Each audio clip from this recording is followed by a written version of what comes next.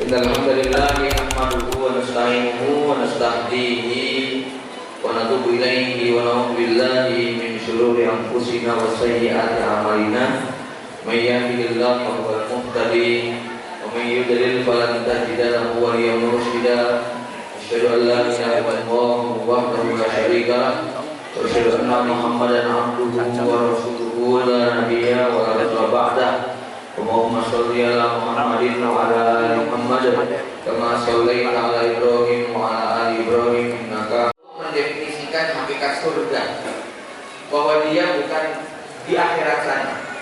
Surga itu adalah imajinasi tentang perasaan bahagia. Surga itu sesuatu yang abstrak yang tidak ada wujudnya. Dia hanyalah sesuatu yang sifatnya kita bayangkan atau kita imajinasikan, yaitu tentang perasaan senang, bahagia, gembira, tidak ada rasa sakit, tidak ada rasa kecewa, tidak ada luka, tidak ada sesuatu yang membuat kita menjadi sengsara. Bapak Ibu sekalian, definisi ini tentu bisa benar, bisa salah. Ya, salah dalam arti kalau dia menafikan tentang surga yang jelas-jelas sudah digambarkan oleh Allah Subhanahu wa taala, diceritakan oleh Rasulullah SAW tentang seperti apa isinya. Ya, Ahlus Sunnah wal Jamaah tentu meyakini tentang hakikat daripada surga sebagaimana yang diceritakan di dalam banyak riwayat, tentang bidadarinya, tentang pohon-pohonnya, tentang bangunannya, tentang mahrigainya, tentang selendangnya, tentang mahkotanya, tentang kecantikan dan ketampanan para penghuninya, tentang pasar dan angin yang ada dalamnya. Semua diceritakan begitu detail sampai Imam Ibnu Qayyim Al-Jauzi menulis sebuah buku tentang pesona surga lebih dari 400 halaman. Dan banyak lagi para ulama yang mengangkat, ya, bahkan ada satu kitab yang khusus membahas tentang bidadari surga sampai ratusan halaman berdasarkan riwayat-riwayat yang ada. Maka mendefinisikan surga sebatas imajinasi dan khayalan tentu salah. Tapi kalau itu kita bawa pada konteks keluarga, maka mengharuskan surga dalam keluarga itu ada bangunan megah, ada istri yang cantik bak bidadari, ada sungai yang mengalir di samping rumah, ada dipan sofa, makanan yang lezat, ada gelas-gelas yang jumlahnya bak bintang di langit. Ya, tentu ini adalah nonsens. Tidak mungkin pernah ada yang semacam itu. Atau kalau definisi surga dalam keluarga harus seperti itu, berarti kasihan sekali banyak yang tidak punya surga. Ya, apalagi Rasulullah SAW mengatakan baiti dan nabi, rumahku adalah surgaku. Jangan bayangkan rumah Rasulullah itu bagaikan istana yang megah.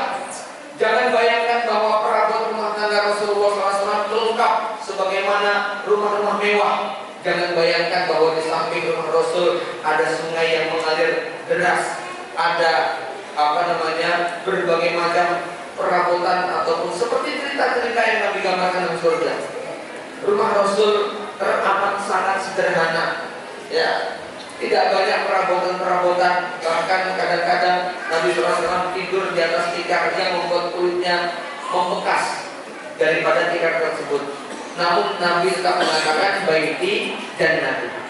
Dan disinilah dengan frame berpikir ini kita pada akhirnya kemudian harus bisa menerima sebuah teori bahwa surga dunia itu adalah tentang kedamaian, tentang ketenangan, tentang rasa bahagia, tentang kegembiraan, dan itu kuncinya ada pada suasana hati dan jiwa kita.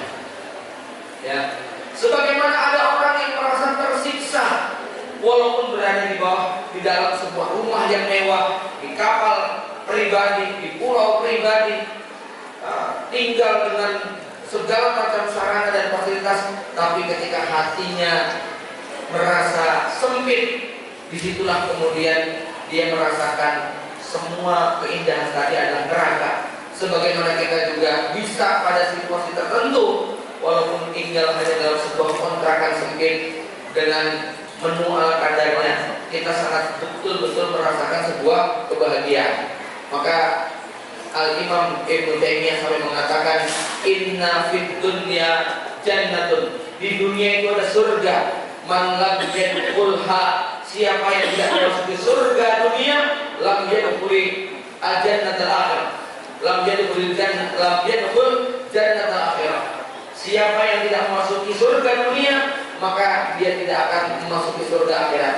Maksudnya surga dunia tentu bukan dia harus punya rumah megah, mobil mewah, istri cantik, bak bidadari, kemudian makanan, minuman, dan semua sarana fasilitas yang disenangi manusia. Tetapi ini tentang suasana jiwa, ya. Maka Bapak Ibu yang Allah Subhanahu wa Ta'ala, kalau Ustaz Fauzil Hadin pernah menggambarkan, seandainya di dunia itu ada surga, maka surga itu bernama rumah tangga. Namun seandainya di dunia itu ada neraka, neraka itu juga bernama rumah tangga. Sehingga rumah tangga kita atau keluarga kita bisa dalam waktu sekejap menjadi neraka dunia, tapi juga dalam waktu singkat bisa kita ubah menjadi surga dunia. Tergantung bagaimana kita kemudian mengisi hati yang sebetulnya mampu untuk menampung apapun. Kenapa? Tidak ada satupun peristiwa sejak matahari terbit sampai terbenam kecuali mampu ditampung dalam rongga dada, dalam hati kita, yang mungkin bendanya sangat kecil, tetapi semua peristiwa apapun silahkan, gak ada yang gak muat untuk kita tampung. Penderitaan seberat apapun, ujian seberat apapun, muat ditampung dalam dada seorang mukmin. Sehingga ada yang mengatakan hatinya luas seperti samudera, gitu kan? Ya, samudera itu apa yang gak muat? Cemplungin apa saja, itu tetap masih longgar. Begitulah hati seorang yang beriman, dia seperti samudera yang luas, seperti langit yang tak ada batas. Dia mampu menampung apapun dan dia tetap menjadi surga, dan surga itu berada di dalam hatinya. Nah, kata Ibnu Taimiyah tadi, mereka-mereka yang tidak memasuki surga dunia, belum merasakan kebahagiaan dengan hatinya, dia nanti akan sulit untuk merasakan surga akhirat. Bapak Ibu yang dirahmati Allah Subhanahu wa Ta'ala, ini poin pertama yang menjadi kata kunci, sehingga berbicara tentang rumahku surgaku, jangan membuat standar tentang hal-hal yang sifatnya materi. Karena definisi rumahku surgaku ini tentang suasana jiwa dan hati. Poin yang kedua, saya mulai dari firman Allah Subhanahu wa Ta'ala dalam satu ayat yang paling populer, sering dibaca oleh para khotib ketika mengisi mau'idul hasanah dalam walimatul urus. Allah Subhanahu wa Ta'ala berfirman, a'udzu billahi minasyaitonir rajim, wa min ayatihi an khalaqalakum min anfusikum azwaja litaskunu ilaiha wa ja'ala bainakum mawaddata wa rahmah inna fi dzalika laayatin liqaumin yatafakkarun. Di antara tanda-tanda kekuasaannya adalah dia menciptakan untuk kalian istri-istri dari jenis kalian. Jadi kalau punya istri dari jenis binatang, itu bukan tanda kekuasaan Allah. Kalau punya pasangan kok dari boneka buatan, itu bukan tanda-tanda kekuasaan Allah. Punya istri kok dari robot, walaupun cantiknya mengalahkan manusia, itu bukan tanda-tanda kekuasaan Allah. Punya istri kok sesama jenis, itu juga bukan tanda-tanda kekuasaan Allah. Yang menjadi tanda-tanda kekuasaan Allah adalah an khalaqalakum min anfusikum azwajan. Karena Allah punya tujuan apa? Litaskunu ilaiha. Yang muncul adalah ketenangan, yang muncul itu adalah perasaan tentram. Ini sekaligus juga menjadi syarat nek enggak nikah-nikah itu tidak bisa mendapatkan sakinah. Jomblo-jomblo itu pasti resah. Sak berat-beratnya orang menikah, lebih berat orang yang belum menikah. Kenapa? Ya, karena kalau orang belum menikah itu pikirannya nomor satu ini belum dilewati, Pak. Nomor satu itu belum dilewati. Kapan orangnya itu belum dilewati? Nah, kalau orang yang sudah berumah tangga, kalau dia punya masalah, tapi dia kemudian punya tempat untuk bersandar. Di situ kemudian dia bisa merasakan ketenangan. litaskunu ilaiha wa ja'ala bainakum mawaddatan wa rahmah. Kemudian Allah menciptakan, menjadikan hubungan keduanya bertabur dengan mawaddah warahmah. Tapi yang ingin saya garis bawahi adalah pada kalimat berikutnya, inna fi dzalika laayatin liqaumin yatafakkarun. Yang demikian itu merupakan tanda-tanda bagi orang yang mau berpikir. Apa mafhum mukhalafahnya? Kepala rumah tangga atau anggota keluarga yang tidak mau mikir, ini rumah tangganya dia tidak akan mampu menyaksikan tanda-tanda kekuasaan Allah. Suami yang tidak mau memeras otaknya, yang malas untuk berpikir untuk kebaikan keluarganya, dia tidak akan mendapatkan tanda-tanda kekuasaan Allah pada keluarganya. Yang ada hanya problem, yang hanya ada masalah, yang ada hanya beban dan penderitaan. Dia tidak mampu menyaksikan tanda-tanda kekuasaan Allah. Dia tidak mampu melihat surga dalam rumah tangganya. Yang ada hanya beban dan derita. Maka syarat penting bagi anggota keluarga yang ingin menyaksikan rumah tangganya itu surga adalah gunakan akalnya untuk berpikir. Ya. Dan ini mohon maaf, di antara nikmat Allah Subhanahu wa taala yang kita termasuk level bersyukurnya masih cukup rendah. Kalau level bersyukur dengan duit kita sedekah itu sudah cukup. Level bersyukur dengan badan sehat kita pakai untuk ibadah itu sudah cukup. Level bersyukur dengan ilmu kita ajarkan, ya. Tapi level bersyukur dengan otak yang Allah berikan untuk terus mau merenung, berpikir, ini yang tidak semua orang siap. Ya, apalagi di zaman sekarang yang serba instan, orang malas untuk berpikir mendalam. Maka Bapak Ibu dari Allah Subhanahu wa taala, dalam hal ini Allah memberikan sebuah janji kepada yang mau berpikir, dia akan menyaksikan tanda-tanda kekuasaan Allah pada keluarganya.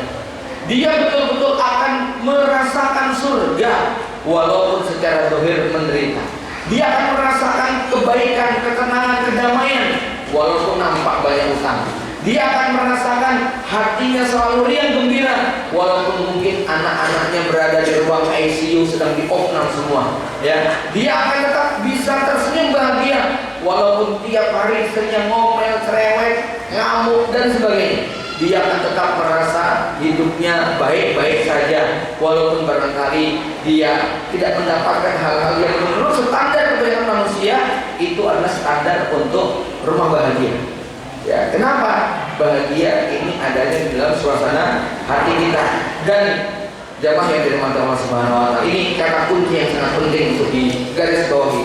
Allah Subhanahu wa taala tidak akan menilai kita berdasarkan peristiwa yang hadir dalam hidup kita, tapi nilai kita di hadapan Allah berdasarkan respon kita atas apapun peristiwa yang datang dalam hidup kita. Anda dikasih istri yang cantik soleha, tapi responnya jelek, ya, maka itu tidak menjadi kebaikan. Anda dikasih anak yang pintar, hafid Quran dan sebagainya, tapi respon Anda tidak baik, ya, justru malah kemudian kita abai, kita biarkan, maka nilai kita di hadapan Allah belum tentu lebih baik dari seorang laki-laki yang diuji Allah dengan istri yang mungkin durhaka, dengan anak yang tidak berbakti, tapi justru itu membuat dia tidak pernah putus berhenti untuk berdoa, beristighfar, bersabar. Ingat yang disebutkan oleh Allah, liyabluwakum ayyukum ahsanu amala. Allah ingin menguji kalian, siapa di antara kalian yang paling baik amalnya. Allah tidak mengatakan ayyukum aksaru amala, siapa yang paling banyak amalnya. Boleh jadi kalau Anda iri lihat orang yang ahli Solo Mekah umroh tiap bulan, Anda iri lihat orang yang rajin sedekah tiap pagi petang, Anda iri lihat orang yang hafid Quran, baca Quran siang malam, Anda iri dengan sebuah keluarga yang anaknya soleh-soleh, menurut patuh taat. Boleh jadi saat itu amal terbaik Anda adalah ridho dan sabar dengan ketetapan Allah Subhanahu wa taala. Itu boleh jadi. Kenapa? Yang dipuji oleh Allah bukan paling banyak, tetapi paling baik. Dan kita nggak tahu amalan kita yang paling baik di sisi Allah, paling diridhoinya. Jangan-jangan pada detik itu adalah bersabar atas keputusannya, ridho dengan ketetapannya. Dan ini orang merasa kelihatannya amal kecil, tapi boleh jadi di mata Allah dia bisa begitu besar nilainya. Jamaah yang dirahmati Allah. Nah, ini poin kedua ini mengingatkan pada kita untuk apa? Bapak-bapak khususnya jangan berhenti untuk belajar. Kenapa? Yang khitab tentang berpikir ini lebih banyak ditujukan kepada kaum laki-laki karena akalnya lebih sempurna. Adapun perempuan, dominasi perasaan dan emosinya lebih besar daripada akalnya, sehingga harusnya laki-laki itulah yang lebih banyak untuk terus berpikir, ya. Dengan berpikir nanti kita akan bisa merasakan apa itu yang namanya surga dunia. Walaupun penampakannya mungkin dianggap orang kita ini sengsara, kita berat, tapi kita bisa sangat menikmati. Seperti kata Imam Ibnu Taimiyah ketika beliau mengatakan, "Mafa'alu a'da'i." Apa yang bisa diperbuat musuh-musuhku untukku? Kalau mereka mengusir aku bisa traveling gratis tanpa bayar. Ya, kalau mereka memenjarakan aku, maka aku bisa berduaan dengan Rohku tanpa ada yang mengganggu. Kalau mereka membunuhku, berarti mereka mempercepat perjumpaanku dengan kekasihku yang kucintai. Apa yang bisa mereka perbuat? Ini ya, jamaah yang dirahmati Allah. Ini satu kaidah penting tentang mengelola hati kita. Orang boleh mencabut, mengambil harta kita. Orang bisa membunuh anak kita. Orang boleh merampas buku-buku karya kita. Orang boleh memboikot semua tulisan dan ceramah kita. Orang bisa melakukan apapun untuk mengambil apa yang kita punya. Tapi bisa nggak mereka mengambil hati kita? Nggak bisa. Hatta ketika seorang muslim di tiang gantungan, di mana musuh-musuh itu sudah merampas semua kemerdekaan dia masih bisa merdeka dengan pikiran dan angan-angan dia. Dia masih bisa tersenyum. Inilah yang terjadi pada seorang mukmin yang menjadikan kebahagiaan ada pada hatinya. Maka kaidah ini menjadi sangat penting sekali nanti ketika kita menghadapi apapun problem dan masalah dalam kehidupan keluarga kita. Kemudian yang ketiga, jamaah Bapak Ibu dari Allah Subhanahu wa taala, kalau berbicara tentang keluarga surga, maka di sini salah satu konotasinya adalah bagaimana seorang mukmin nanti bisa masuk jannah Allah Subhanahu wa taala bersama dengan seluruh anggota keluarganya. Ya. Mengapa demikian? Ini salah satu puncak kebahagiaan. Di dunia kita bisa membayangkan Anda bapak-bapak dapat tiket menginap di hotel bintang 5 VVIP gratis.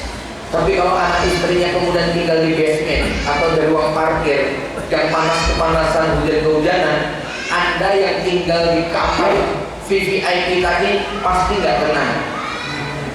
Kursi empuk terasa keras, AC dingin terasa panas, makanan lezat terasa hambar, suasana yang harusnya gembira menjadi menggelisahkan karena kita menyaksikan anak istri kita berbeda suasana dengan kita.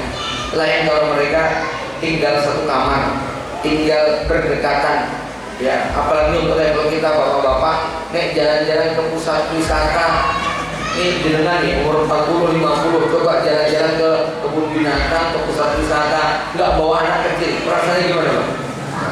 Lucu gitu kan ya? Yang bikin bahagia itu apa?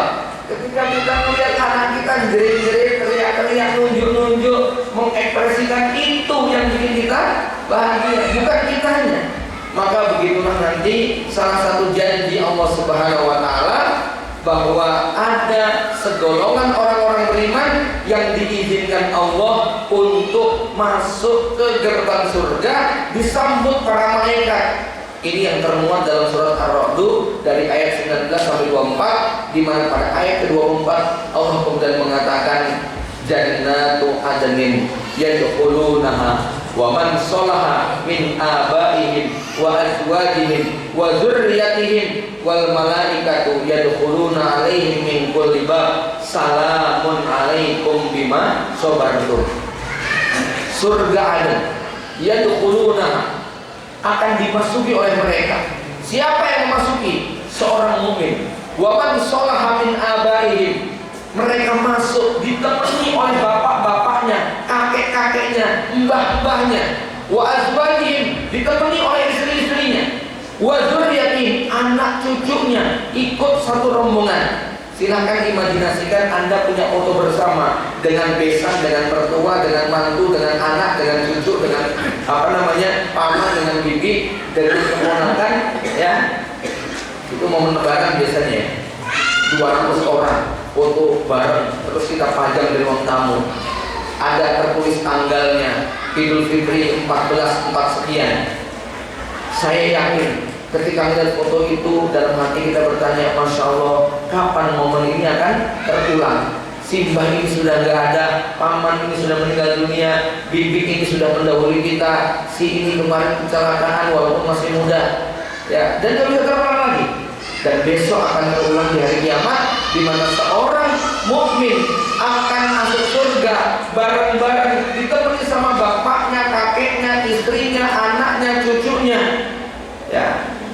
Bapak Ibu, kalau pengen tahu sensasi reuni, coba deh. Ini sensasinya beda Pak.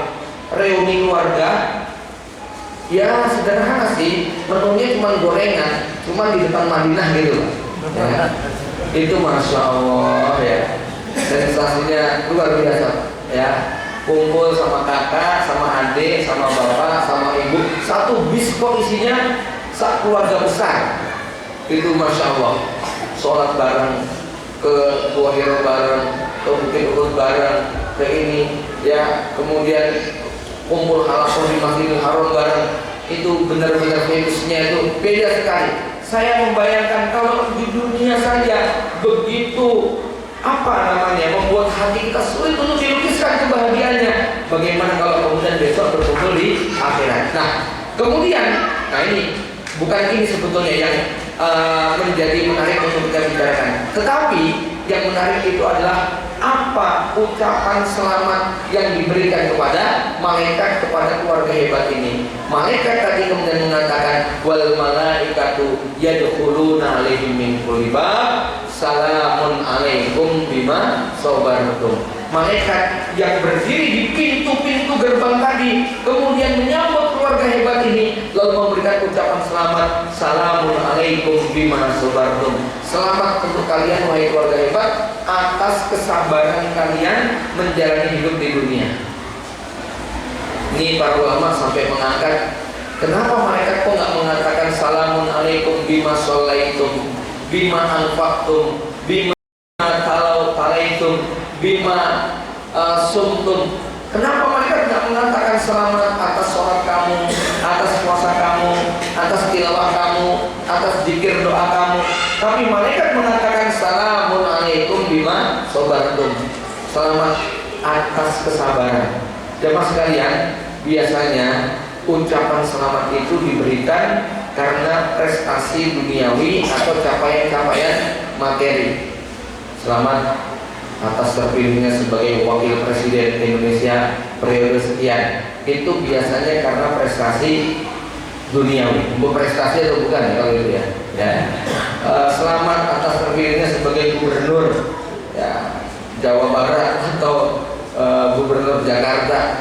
Selamat atas hadiah Innova, selamat atas juara pertama, selamat atas terpilihnya Bapak sebagai direktur A, dan seterusnya. Itu kalimat ucapan selamat biasanya ditujukan karena prestasi duniawi.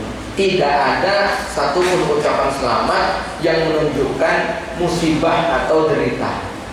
Selamat atas kematian istri Bapak ya, karena kecelakaan kemarin, nggak ada ya. Selamat atas perceraian yang ketujuh kalinya, semoga masih tetap berjuang. Itu nggak ada. Kalimat selamat yang menunjukkan itu nggak ada. Tapi besok Bapak Ibu sekalian, para malaikat tidak akan memberikan ucapan selamat kepada kita karena kita orang hebat di dunia. Selamat Anda sebagai artis paling terkenal, sekali buka akun YouTube langsung yang nonton, yang subscribe ratusan juta orang. Enggak ya. Selamat Anda. Mereka tidak akan memberi ucapan selamat karena kita paling ganteng, paling kaya, paling pinter, paling hafid Quran, paling jago ini. Enggak. Tapi malaikat justru memberikan ucapan selamat. Selamat ya anak-anak kamu durhaka, tapi kamu sabar menasihati mereka sampai mereka akhirnya taat. Selamat ya suami kamu itu gak bertanggung jawab, tapi kamu tetap setia menemani sampai akhir hayat. Selamat ya bapak, istri Anda cerewet dan galak, tapi Anda begitu kasih sayang, penuh kesabaran menemui mereka. Maka ini bicara tentang konteks keluarga Bapak Ibu sekalian. Dan yang menarik, nih saya survei ini Pak ya. Ternyata mayoritas kita, mayoritas keluarga kita, mayoritas keluarga di seluruh dunia, kalau ada satu kalimat yang paling mewakili tentang seluruh perjalanan dari akad sampai kemudian mereka meninggal dunia, kalimat itu bernama sabar. Coba, ada nggak kalimat yang lebih mewakili daripada hakikat keluarga kita, melebihi daripada kalimat sabar? Nih, saya tanya sama bapak-bapak yang di depan saya, apa yang membuat antum masih bertahan dengan istri yang sekarang itu apa? Ayo Pak, ayo. Apa kira-kira? Ya sabar, Bu. Apa yang membuat jenengan tetap bertahan nggak minta cerai? Ya sabar. Apa yang membuat Anda tetap menyekolahkan anak di sini? Ya sabar. Ustaz, apa yang membuat Anda tetap bertahan mau mengajar walaupun tidak mendapatkan sesuatu yang sesuai dengan impian atau di atas ekspektasi? Ya sabar. Ya, inilah yang paling mahal. Maka jamaah yang dirahmati Allah, ini poin ketiga, kata kunci buat mereka yang pengen dapat surga adalah apa? Sabar. Kata Nabi Yusuf apa? Innahu may yattaqi wa yasbir fa innallaha la yudhi'u ajral muhsinin. Sesungguhnya siapa yang bertakwa dan bersabar, maka Allah tidak akan pernah menyia-nyiakan pahala orang yang berbuat kebaikan. Seakan-akan definisi berbuat baik tidak akan mungkin melekat pada diri kita kalau tidak bersabar. Gitu loh. Nggak mungkin ada orang nggak bersabar disebut orang baik, itu nggak mungkin. Ya, orang yang berbuat kebaikan identik dengan dua sifat tadi, yaitu sifat takwa dan sifat sabar. Suami yang baik mesti identik dengan suami yang sabar. Pimpinan yang baik identik dengan pimpinan yang sabar. Ustadz yang baik itu identik dengan ustadz yang sabar. Siapa saja yang tercabut sifat sabar dari dirinya, maka seakan-akan sifat kebaikan itu akan tercabut dari kehidupan dia. Ya. Nah pertanyaannya, gimana supaya kita bisa sabar? Kan gitu. Di sini ada satu nasihat menarik dari Nabi Musa alaihissalam. Ya.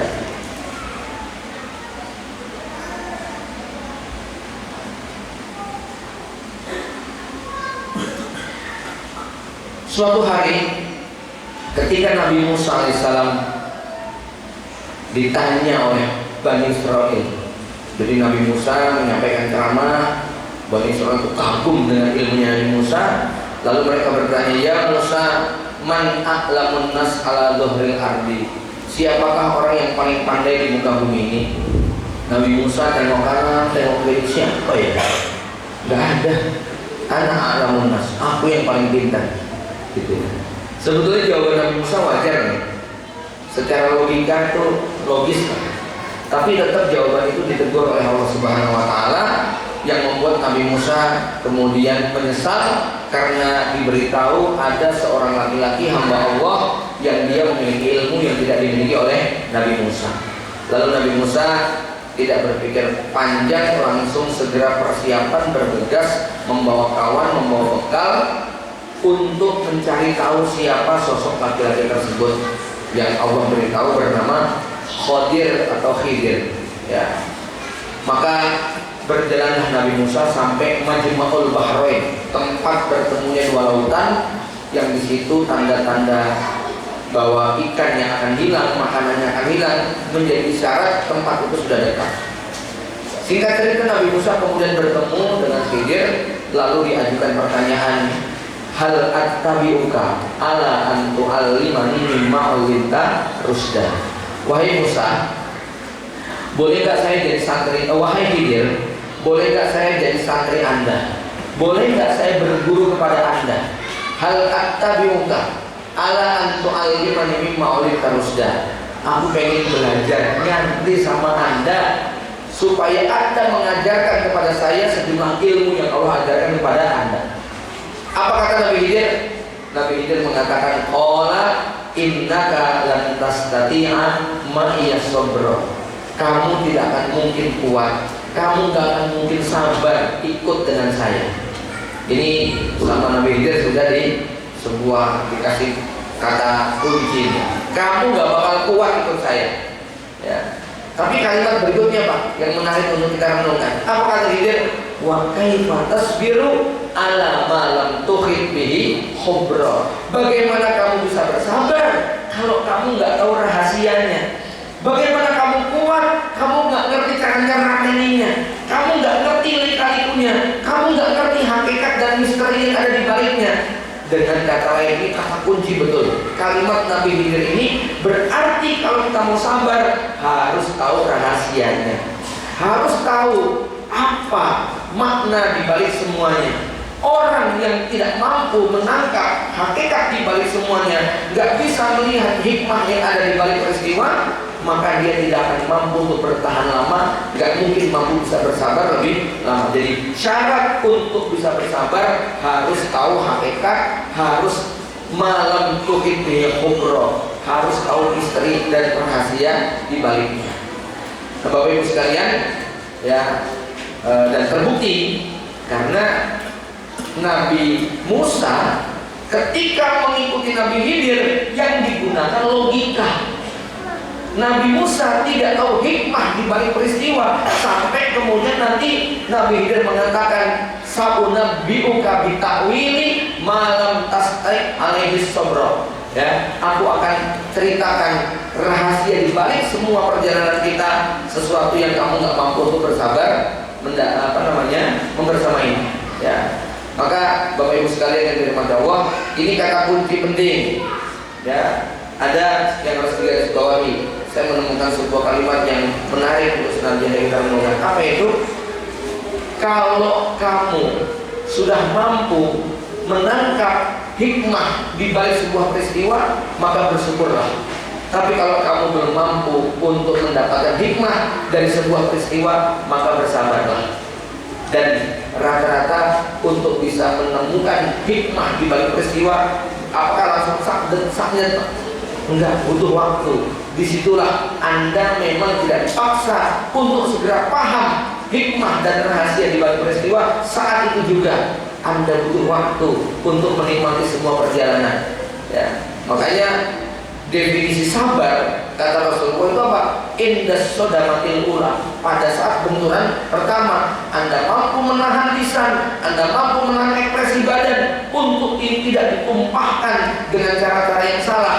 Dan kita punya sebuah prinsip seperti prinsip Rasul, wala naqulu illa ma yarduna rabbuna. Kami tidak akan mengatakan kalimat yang kecuali kalimat yang diridhoi Allah Subhanahu wa taala. Karena biasanya orang itu kalau mengalami benturan keluar tuh sumpah serapah, Pak. Kata-kata kotor, kata-kata jorok, respon yang negatif itu bisa muncul seketika. Maka disinilah kesabaran diuji pada sodamatil ula. Apa respon pertama yang kita ungkapkan pada saat kita sedang menghadapi permasalahan hidup? Ya, jemaah yang dirahmati Allah, kata kunci yang disampaikan Nabi Khidir ini menarik sekali untuk kita dalami, bahwa lan tastati'a wa kaifa tasbiru ala ma lam tuhit bihi khubra. Dengan kata lain Nabi Khidir mengatakan, kalau kamu ingin bersabar, kamu harus tahu rahasia semuanya. Ya.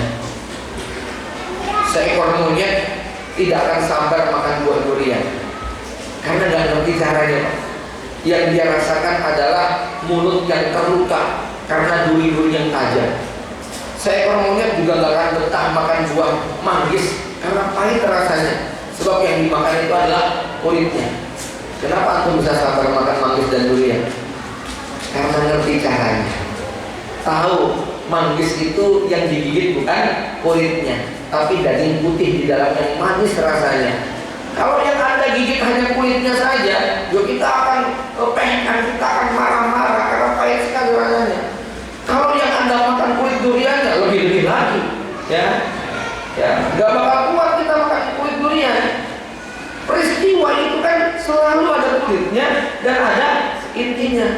Mungkin penampakan istri Anda itu cerewet, galak, judes, itu kan penampakannya. Kulitnya Pak, dalamnya bidadari, gitu loh ya. Cuma kalau nggak bisa ya ngupasnya gitu Pak ya, dapat kulitnya terus Pak. Anak yang ngeyel, anak yang bolos, anak yang diajak ngomong itu kabur, anak yang itu kan penampakannya, gitu ya. Itu kulit luar Pak, pahit memang kayak gitu. Akhirnya kita nggak tahu dalamnya manis sekali gitu kan ya. Nah di sini butuh seni untuk kemudian membuka tadi. Belah durian itu nggak seperti buah ngupas kates Pak gitu ya. Itu ada setengah-setengahnya gitu ya. Dicongkel sedikit, apalagi nunggu matang, udah nggak usah pakai pisau saja, akan terbuka dan kita bisa menikmatinya. Sama gitu kan ya, dengan bersabar kepada istri dan anak kita. Ini ada seninya ya, ada caranya bagaimana kita bisa kuat menikmatinya. Di antaranya nih sedikit kalau kita bicara rahasia. Ini berarti kalau kita mau dapat surga dunia ini kan dunia maksudnya surga keluarga itu intinya kan istri sama anak gitu ya. Berarti kita perlu tahu, mencari tahu informasi yang paling valid dari Quran dan hadis Nabi tentang siapa istri kita dan siapa anak kita, kan begitu ya. Lalu siapa istri kita? Kata Allah Subhanahu wa taala, ya ayyuhalladzina amanu inna min azwajikum wa auladikum aduwwan lakum fahdharuhum. Wahai orang-orang beriman, istri kamu, anak-anak kamu ada yang menjadi musuh buat kamu. Ini garis bawahi betul nih. Istri kamu adalah musuh. Musuh yang paling berbahaya di muka bumi itu siapa Pak? Musuh dalam selimut katanya gitu ya. Selimut beneran maupun selimut kiasan. Ya memang ya. Ini Allah sudah ingatkan istri kita berpotensi menjadi musuh. Dalam ayat lain, innama amwalukum wa auladukum fitnah. Harta dan anak-anak kalian itu menjadi fitnah, ujian. Siapa di antara kita yang nggak punya ujian dalam keluarga? Ya, apakah menjadi tolok ukur keluarga bahagia itu nggak ada konflik, nggak ada berantem, nggak ada? Bukan. Hatta level keluarga ustadz, level keluarga kiai, bahkan level keluarga para nabi dan rasul tidak sepi dari yang namanya konflik. Manusia paling teladan Nabi Muhammad SAW dan Nabi Ibrahim tidak sepi dari konflik ya. Bahkan saya membaca mendengarkan sebuah kisah tentang Nabi Ibrahim itu Pak, Masya Allah ya. Anda tahu bagaimana Nabi Ibrahim ketika mempoligami Bunda Sarah dengan menikahi Bunda Hajar. Padahal itu Sarah yang merekomendasikan. Sampai akhirnya Bunda Hajar hamil dan melahirkan. Bunda Sarah sudah berupaya untuk menunjukkan kepada orang-orang, ini anakku, ini anak suamiku, untuk menganggap anak bersama, tapi wanita tetap wanita. Kecemburuan Bunda Sarah gak bisa dibendung sampai Bunda Sarah bersumpah akan memotong 3 bagian tubuh Bunda Hajar. Ini istri Nabi ya. Nabi Ibrahim marah? Enggak. Dipenuhi sumpah Bunda Sarah. Dipotong 3 tubuh Bunda Hajar. Telinga kanan kiri dan kemaluan. Telinganya dilubangi, kemaluannya disunat. Ininya dilukai. Gitu kan. Ya. Setelah itu kemudian dipasangkan anting di kanan kiri telinganya Bunda Hajar. Tambah cantik sekali. Cemburunya makin luar biasa. Akhirnya dipisahkanlah keduanya. Bapak Ibu tahu, ada kalau ini tentu bukan hadis Nabi. Ini adalah kisah Uslub Al-Adabi yang ditulis oleh Sibel Keraslan. di mana beliau mengangkat kisah tentang bagaimana Nabi Ibrahim diminta untuk tidak boleh berbicara kepada Bunda Hajar selamanya, ya, atas kecemburuannya Bunda Sarah, dan itu kemudian diwujudkan, ya, bukan selamanya, dalam perjalanan memisahkan kedua. Bayangkan dari Palestina sampai Mekah perjalanan 1 bulan, jalan cuma berdua. Nabi Ibrahim diam saja, sama sekali tidak berkata sepatah kata pun. Sementara Ismail menangis kelaparan, sakit dalam perjalanan, kekurangan makanan dan minuman. Bunda Hajar panik dan kebingungan, stres dan luar biasa tekanan. Namun mau ngadu kepada siapa? Suami yang di sebelahnya diem aja. Sampai Bunda Hajar mengatakan, belum pernah aku menderita semenderita ini, yaitu penderitaan didiamkan oleh suami. Sampai ketika sampai di Mekah, tenda dipasang, Ibrahim kembali begitu saja ke Palestina tanpa sepatah kata pun. Dikejar oleh Bunda Hajar, ya Ibrahim, apa maksudmu melakukan ini? Tega kau tinggalkan aku itu seperti ini. Ibrahim diam atas nama komitmen kepada janji yang sudah diucapkan, ya. Terus dikejar, apa maksudmu Ibrahim? Sampai hari Bunda Hajar bertanya dengan kalimat yang beda, Allahu amarah. Kalau ini hadis Nabi, ya, Allahu amarah. Apakah Allah yang memerintahkanmu Ibrahim? Ibrahim nggak menjawab, cuma ngangguk, karena sudah janji nggak mau ngomong. Itu loh, ya. Ibunda Hajar kemudian paham, idan la yudai Allah. Kalau begitu Allah tak mungkin menelantarkan kamu. Silahkan kembali ke Palestina, wahai Ibrahim. Biarkan aku dengan bayimu di sini. Barulah kemudian Ibrahim mengucapkan dalam doa setelah jauh jaraknya dengan Hajar, Rabbana inni askantu min dzurriyyati biwadin ghairi dzalik. Itu rumah tangga Nabi Ibrahim, rumah tangga Rasulullah. Ya, Anda bisa baca banyak tulisan misalnya Syekh Dr. Abdul Samit, cara Rasul menyelesaikan konflik dalam rumah tangga. Ya, Masya Allah Bapak Ibu sekalian, maka sekonflik apapun itu rumah tangga surga. Oke. Ya, maka ini surga bukan tentang istri kita cantik jelita, pintar masak, pintar pijat, pintar nasyid, pintar ini, pintar itu, bukan. Tapi ini tentang bagaimana kita tetap menanamkan rasa syukur yang tidak ada habis-habisnya terhadap semua pemberian Allah. Ya, sebagaimana kita senang melihat durian, melihat manggis. Kenapa? Kita tahu di baliknya ada rasa manis, walaupun penampakannya begitu pahit. Anda tetap akan bisa tersenyum, ya. Coba Pak, kalau ada yang ngasih durian potong wangi itu ada senyum nggak kira-kira? Senyum kan, gitu kan? Padahal tajam durinya gitu. Ya. Kenapa dia bisa tersenyum? Karena tahu apa yang ada di baliknya. Begitulah orang beriman.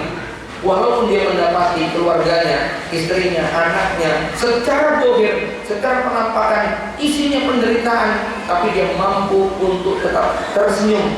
Ya, kenapa? Karena dia tahu hadiah yang Allah siapkan buat dia. Ya, mohon maaf, ini teorinya gampang.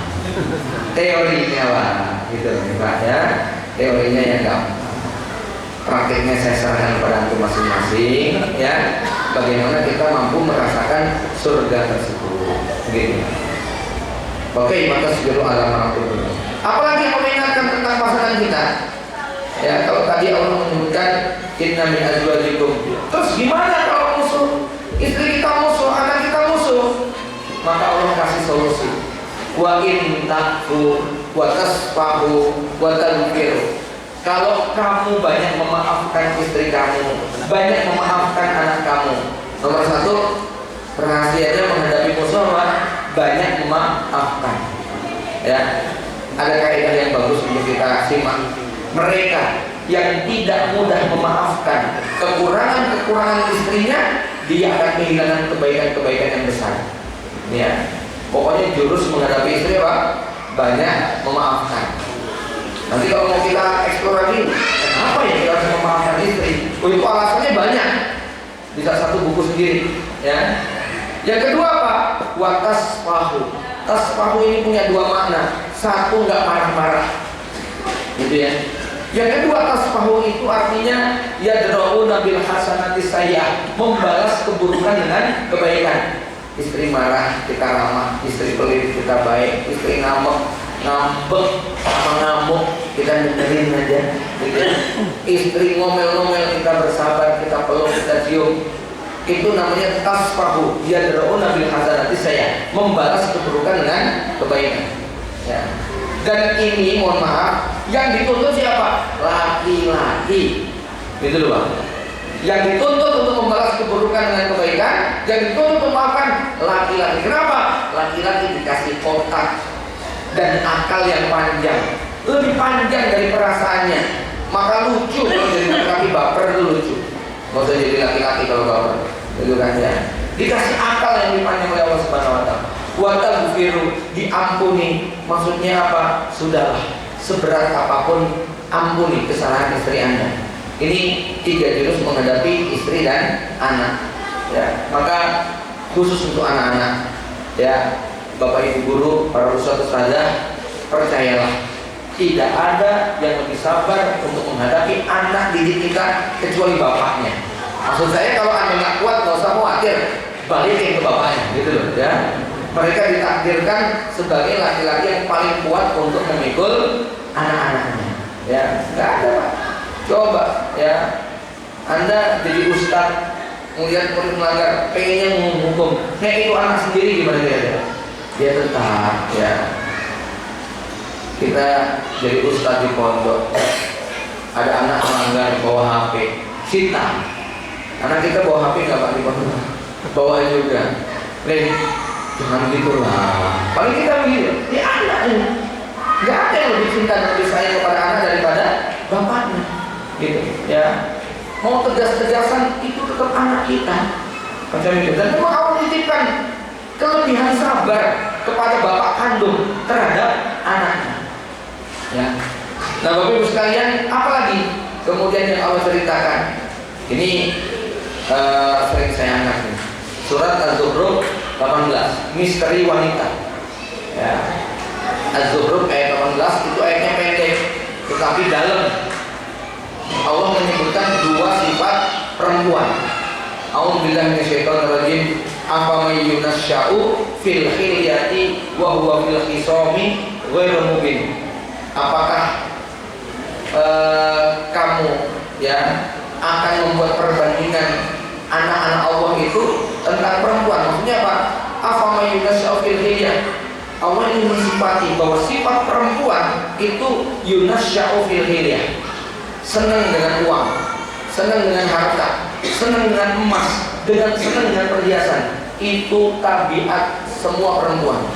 Ya, mau seperti apapun perempuan, tabiatnya suka dengan harta dan suka dengan perhiasan. Ini Allah yang mengatakan.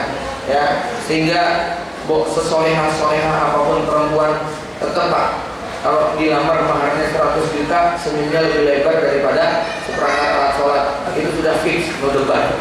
Ya, itu tabiat semua perempuan. Sesolehah istri Anda, mereka nggak hanya butuh kasih sayang, tapi butuh kasih uang. Makanya kalau sakit di rupiah nggak sembuh, di rupiah. Ya, itu biasanya cepat lebar senyumnya. Gitu. Yunasya'u fil khilyah. Dan ternyata secara psikologis itu sangat cocok. Kenapa? Darah perempuan sifatnya dingin lembab, sementara emas sifatnya kering panas. Maka perempuan yang suka dikasih emas itu peredaran darahnya lebih lancar daripada yang nggak pernah dikasih. Gitu, ya. Nanti bisa dibuktikan teori ini. Istri Anda pucet, kurang darah, lesu, nggak bergairah, gitu ya, nggak usah dibawa ke dokter. Ya, bawa ke toko emas terus ngomong ini, dan bisa harapmu aku sih bayar, langsung sergap gitu ya. Jadi Bu, itu tabiat perempuan. Maka perempuan itu Masya Allah ya. Antum tahu Bunda Asia binti Muzahim, hidupnya di istana Fir'aun, bergelimang dengan kemewahan, dicukupi segala kebutuhan, tapi punya suami yang bejat dan durjana seperti Fir'aun. Doanya apa? Bukan doa minta tukar suami. Doanya apa? Rabbil nyili endaka baitan fil jannah, tetap minta rumah dan perabotannya. Ya, itu perempuan gitu kan ya. Wis toh, ya randel gitu ya. Maka laki-laki ini ada survei kecil-kecilan Pak. Ahwat-ahwat sekarang itu lebih suka dengan ikhwan yang berjenggot tipis tapi berkantong tebal katanya. Ya, ya.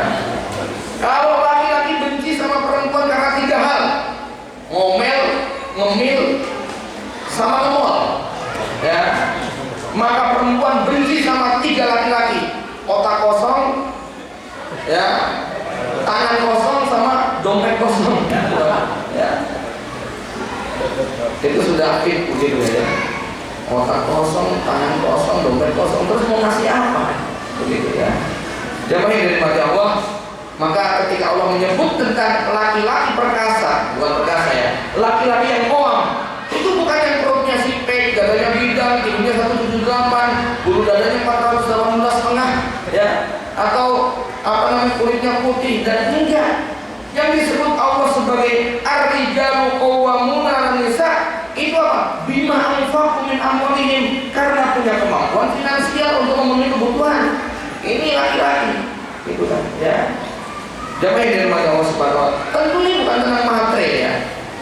Ya. Karena itu tentang mental. Tapi ini tentang inilah Allah tetapkan, karena ini memang merupakan ya roda kehidupan itu seperti itu. Jadi ini sifat yang Allah sematkan kepada perempuan.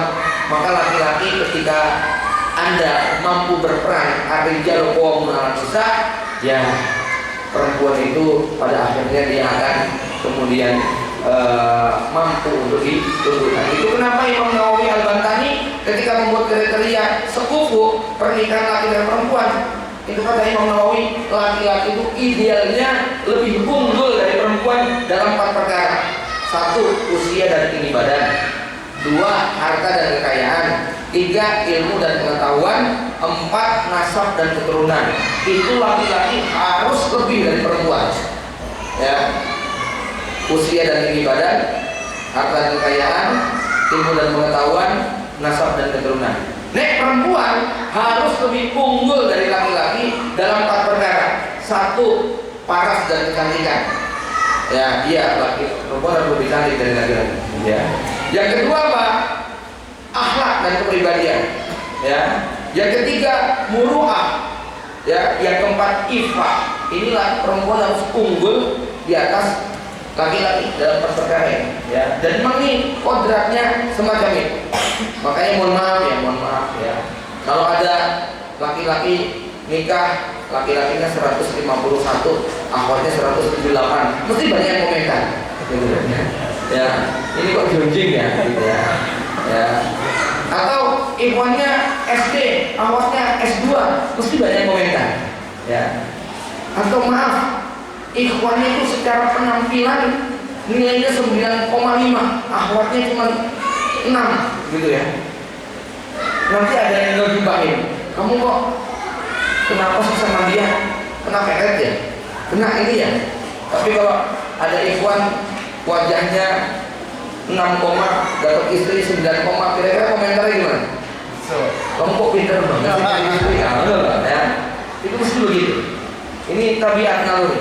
Baik, kembali kepada pembahasan kita. Ya, jamaah yang dirahmati Allah Subhanahu wa taala, Allah menyebut sifat-sifat tadi. Nah, kenapa kita perlu banyak bersabar? Nah, ini Nabi menyebutkan sejumlah alasan. Apa diantaranya? Naqisatul aqli. Perempuan itu akalnya tidak genap, akalnya kurang. Ya, bapak-bapak, ya termasuk anak kecil ya. Anak-anak itu akalnya belum sempurna. Kan kita kadang-kadang marah tuh sama anak kecil yang nggak mikir. Ya bukan nggak mikir, memang belum sempurna. Maka logikanya begini, antum pernah ketemu orang gila nggak di tengah jalan? Pasti pernah. Kalau orang gila itu suatu hari mengejek Anda, kamu jelek, kira-kira Anda marah nggak sama dia? Nah, kalau marah ya aneh gitu kan ya. Maka sangat aneh kalau ada suami marah sama istrinya, itu aneh gitu. Marah kok sama orang yang akalnya tidak sempurna. Ini bukan untuk merendahkan wanita. Ini untuk menyadarkan laki-laki supaya kuat bahwa pasangan pasangan Anda adalah wanita yang akalnya tidak sempurna. Ya. Jangan menggunakan kalimat otak dipakai, nggak begitu perempuan. Memang akalnya tidak sempurna. Sabaqat atifatuha aqlaha, emosinya lebih mendahului daripada logikanya. Bahkan sabaqat lisanuha wa do'at lisanha amama aqliha, meletakkan mulutnya di depan otaknya. Jadi kalau ngomong gimana, Pak? Sering ketinggalan, gitu loh. Ya, logikanya sering ketinggalan. Dan ini Bapak Ibu sekalian yang perlu dipegang buat bapak-bapak nih, buat ibu-ibu terserah lah ya. Maksudnya terserah itu hak mereka. Ini yang bapak-bapak sangat kuat. Ketika perempuan itu menceritakan berbagai macam hal, mengkritik Anda, menceritakan semua peristiwa yang menyakitkan Anda, maka dipegang kata-kata saya. Ya, sebenarnya yang diceritakan oleh perempuan itu bukan peristiwanya, tetapi yang diceritakan adalah perasaan dia tentang peristiwa itu. Paham ya, Pak? Ya, apa maksudnya? Kalau dia menceritakan kenapa kamu begini, kamu sih begini dan sebagainya, sebenarnya itu tidak sungguh-sungguh terjadi. Yang dia ungkapkan adalah perasaan dia tentang peristiwa itu, sehingga Anda nggak perlu baper ketika dimarahin sama istri. Kenapa? Dia bukan menceritakan hakikat Anda yang sesungguhnya, tapi dia sedang menceritakan perasaan dia tentang Anda. Gitu. Paham maksudnya? Ya. Nah, kalau ini kita pahami, kita nggak perlu sakit-sakit amat, gitu kan? Ya, dia sakit, tapi ya lebih mudah memaklumi. Mudahnya begini nih. Kita punya anak 3 tahun, 4 tahun, 5 tahun, dia mengatakan, Papa jahat, ya, Papa pergi dari sini, Papa udah nggak sayang lagi sama aku. Anda punya anak 4 tahun ngomong kayak begitu, dia apa yang dia? Dipeluk, enggak, Papa itu sayang kamu. Sama istri juga kayak begitu, gitu kan? Ya. Kamu penipu, kamu pembohong, kamu pengkhianat, ya. Terus jawabannya apa? Ini dipeluk sama, gitu, ya. Jadi nggak usah lama-lama berdebat dengan mereka, gitu. Cuma di sini kalau nggak ngerti, yang muncul kemudian apa? Emosi kita bangkit karena kata-katanya menyerang, begitu kan? Ya. Ini sabar menghadapi pasangan, sebagaimana kata Imam Ghazali, inna mimma yubtala bihil awliya as-sabru ala siddati lisanin nisa. Di antara ujian yang akan menimpa kepada para wali Allah itu adalah, itu wali awal, apalagi cuma wali santri. Nah, as-sabru ala lisanin nisa, bersabar atas ajangnya lidah wanita. Ini sudah diungkapkan para ulama dulu, begitu ya. Jamaah yang dirahmati Allah Subhanahu wa taala.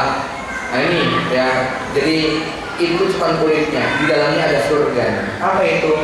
Anda nggak usah capek-capek meladeninya, Anda nggak usah berat-berat melakukan ibadah yang macam-macam. Maka apa? Di situ Anda dinaikkan oleh Allah derajatnya ketika Anda bersabar. Maka ada seorang GMU yang mengatakan, dulu sebelum kita menikah ibadah kita kencang, semangat bangun malam, semangat puasa siang, semangat khatam Quran. Tapi habis menikah, waktu kita terkuras untuk mencari nafkah, waktu kita terkuras untuk mengurusi kerewelan istri dan anak kita, ya, waktu kita habis untuk melayani mereka. Maka ini fasenya berganti jenis ibadah. Gak usah kemudian kita merasa resah, wah sekarang gara-gara nikah saya jadi gak ada ibadah. Oh, bukan gara-gara ibadah, ibadahnya diganti dengan ibadah apa? Sabar. Ibadahnya diganti dengan bercapek-capek memenuhi kebutuhan keluarga. Ibadahnya ditukar dengan ibadah mengajari anak dan istri, yang itu pahalanya bisa lebih besar. Kenapa? Ini pahala meninggal, ini adalah kebaikan dalam bentuk meninggalkan warisan kebaikan buat mereka. Ya, bahwa setelah kita mati, anak yang melanjutkan sujud kita, rukuk kita, tilawah kita, ibadah kita, nanti anak itu melakukan lagi kepada anaknya. Terus ini pahala yang dimiliki oleh orang tua yang walaupun mungkin amalan-amalan personnya mungkin terasa berkurang, tapi dengan sengaja ya. Dalam arti apa? Betul-betul kemudian Anda lupakan amalan-amalan pribadi, tetap ini dibutuhkan. Namun kalau kemudian ada perbedaan, wah Masya Allah yang ada santri yang bisa ngatamin Quran dalam waktu 3 hari ketika Ramadan. Dia santri, gak punya istri, gak punya anak, gak ngurusin ujian, gak ngurusin hiburan, gak ngurusin anak nangis, kan begitu tuh ya. Dan kita ngurusin itu semuanya, dan itu bisa memiliki nilai tersendiri yang lebih baik daripada amalan-amalan personal tadi. Jamaah Bapak Ibu dari rahmat Allah Subhanahu wa taala. Selebihnya ya, bahwa gambaran tentang wanita ini harus terus kita ekspor. Terakhir sebagai penutup, bahwa pasangan hidup kita yang namanya wanita tadi adalah seperti organisme yang tumbuh dan berkembang, bukan benda mati yang stagnan, bukan batu yang tidak bergerak. Artinya apa? Kita sebagai laki-laki dituntut untuk terus mengamati dan memperhatikan, mengikuti segala macam perkembangan. Kalau kita tidak mengamati, tidak memberikan perhatian, kita akan terkejut dengan segala perubahan-perubahan tadi.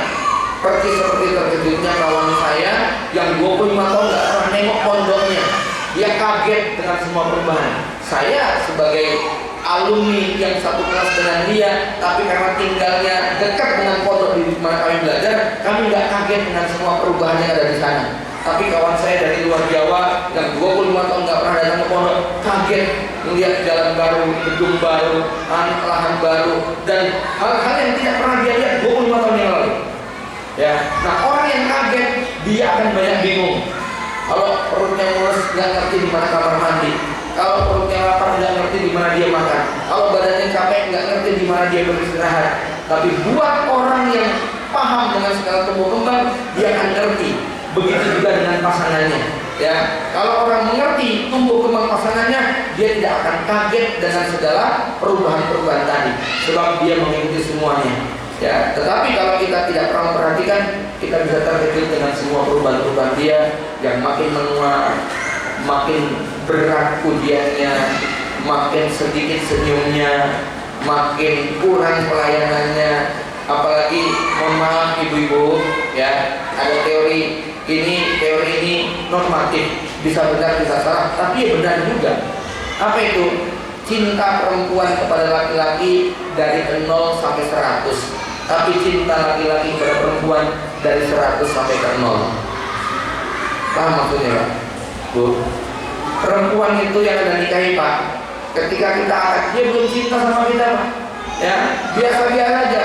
Makin kesini makin naik cintanya, 1, 10, 20, 30, 40, sampai sekarang cinta mati sama kita, nggak mau kehilangan kita. Tapi kalau Anda awal kenal dia langsung 100, gitu, lama-kelamaan udah mulai kelihatan gitu, turun 90, turun gitu kan, semakin jengkelin, semakin turun cinta kita, ya, sampai akhirnya tak sedikit yang kemudian cintanya dari 0, betul ya. Nah ini harus banyak belajar bagaimana mempertahankan cinta kita kepada pasangan kita. Demikian, mudah-mudahan bermanfaat. Aku qouli hadza. Assalamualaikum warahmatullahi wabarakatuh.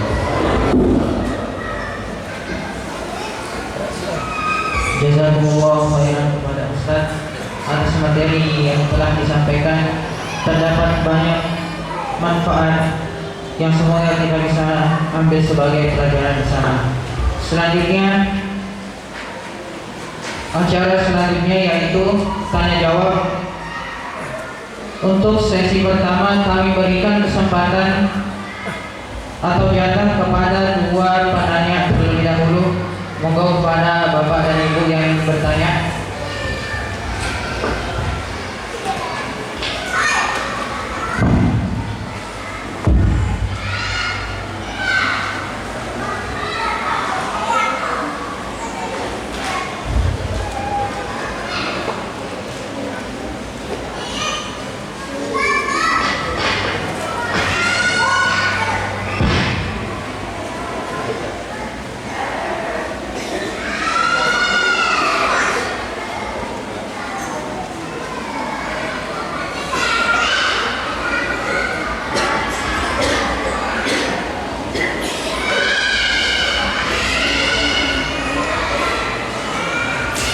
Monggo mungkin dari para ibu-ibu yang di belakang ada yang ingin bertanya.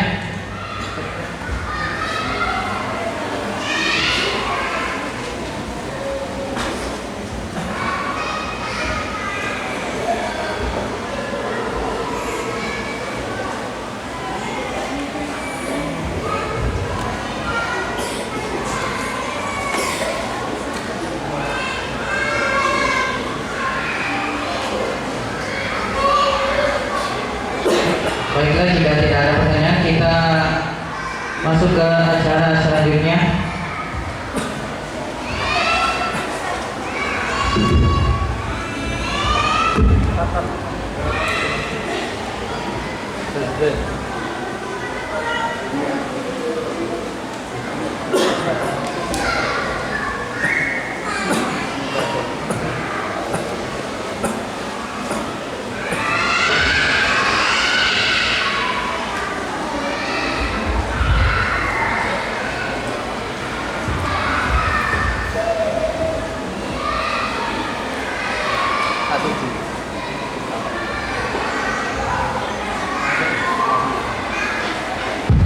Bismillahirrahmanirrahim. Assalamualaikum warahmatullahi wabarakatuh.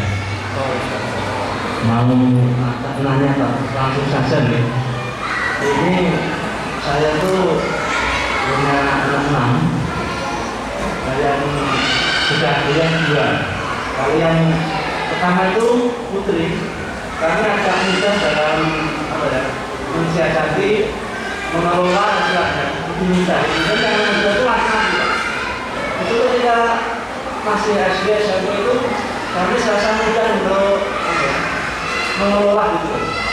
Tapi ketika kuliah itu kami agak kesulitan dalam istilahnya mengatur itu. Jadi egonya itu lebih tinggi dan seolah-olah kurang patuh pada ayah atau ibu. Dan bagaimana menyiasati itu agar anak itu tidak begitu egois gitu ya. Dengan demikian Pak.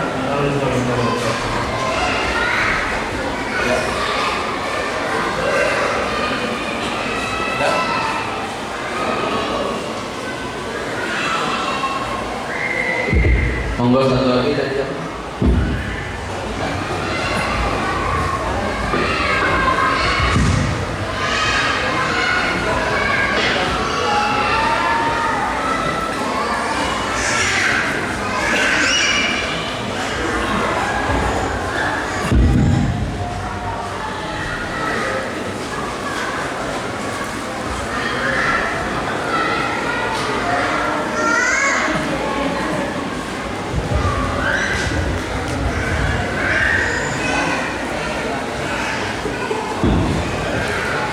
Bismillah, Afwan Ustaz izin bertanya. Treatment untuk menghadapi laki-laki yang kurang inisiatif, padahal tabiat wanita selalu ingin dimengerti. Dan kalau wanita yang dominan kadang melelahkan hati. Syukran.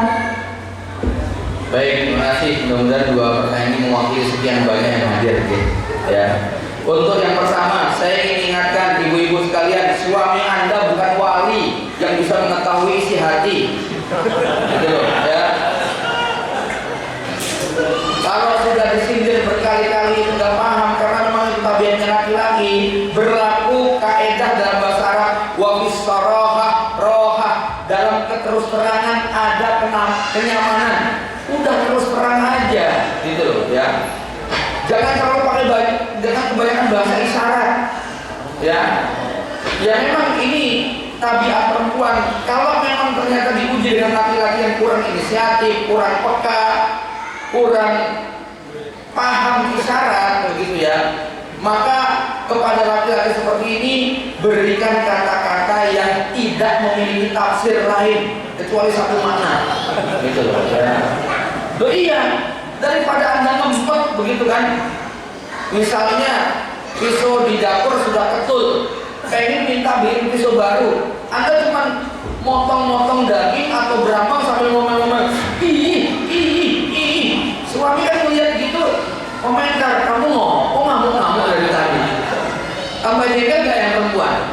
Ya engkel, kan lebih enak ngomong begini, pisau di dapur sudah ketul, tolong belikan pisau merek ini yang ukuran sekian ada di toko sana. Itu lebih mudah untuk dipahami laki-laki, gitu loh, ya, daripada kebanyakan nyindir begitu. Nah, kalau suaminya memang sensitif, maka nggak apa-apa pakai bahasa tidak. Tapi kalau tidak, langsung menggunakan bahasa apa adanya. Ini saran saya mewakili laki-laki. Yang kedua, untuk bapak, kita pernah belajar tentang 3 fase mempersamai anak. 7 tahun pertama itu raja, 7 tahun kedua itu tentara atau tawanan, 7 tahun ketiga itu menteri atau sahabat. Jadi kalau anak jenengan itu kuliah, ya kurang lebih umurnya berarti kan 18, 19, 20, 21 nih.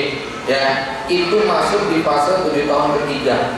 Nah, 7 tahun pertama raja, kita penuhi semua, minta apa kita turuti. Begitu 8 sampai 14 atau 15, ini fase menjadi tentara. Tentara itu tahu sendiri kan, siap gerak, hormat gerak, semua patuh dan taat. Jawaban anak cuma satu, siap dan siap dan. Itu namanya tentara gitu. Budak itu diborgol, kemana-mana harus manut sama majikan. Nah begitu dia masuk fase umur 15 ke atas, SMA ke atas, disinilah orang tua kudu ngerti dia sudah berubah status dari budak menjadi menteri. Ayo apa kemakinnya pak? Ini loh, ini kemaki nggak kira-kira? Kemarin jadi bawahan, sekarang jadi majikan. Kemarin jadi anak buah, sekarang jadi teman sederajat. Itu bisa kemaki loh kayak begitu. Ya. Dan ini orang tua kudu ngerti bahwa ini fasenya mereka seperti itu. Fase ini terutama umur 15-16 ya. Itu fasenya kalau punya ide, gagasan luar biasa, tapi prakteknya makrotis. Berani berbuat, nggak berani bertanggung jawab. Kalau usul nggak mau mikul, berani bongkar, nggak berani pasang. Itu karakternya. Apalagi laki-laki, otaknya itu baru mulai sempurna di umur 19-20 tahun Pak. Jadi begini ya, sebelum 19-20 tahun hampir sebagian besar laki-laki dominasi otak kanannya terus berkembang, otak kirinya belum sesuai. Makanya saya berharap kepada bapak-bapak sekalian yang punya anak laki-laki, tolong bersabar banget sampai di umur 20-an. Karena di situ logika dia baru ketemu. Ya, kalau yang umur kalian 15 sampai 20, Anda siap-siap makan nanti tiap hari. Kenapa?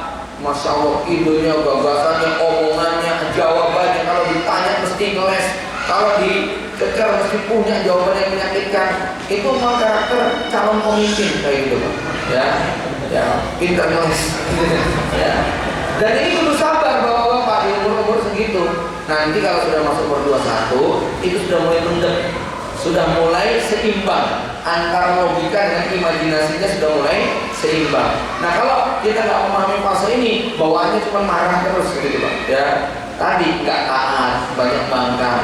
Maka di fase seperti ini adalah fase dialog terus. Cuma mohon maaf, biasanya bapaknya kuat, ibunya nggak kuat, gitu loh ya. Nuntut bapaknya supaya neken, anaknya gimana supaya nurut taat. Padahal kita punya strategi bagaimana menghadapi anak seperti ini.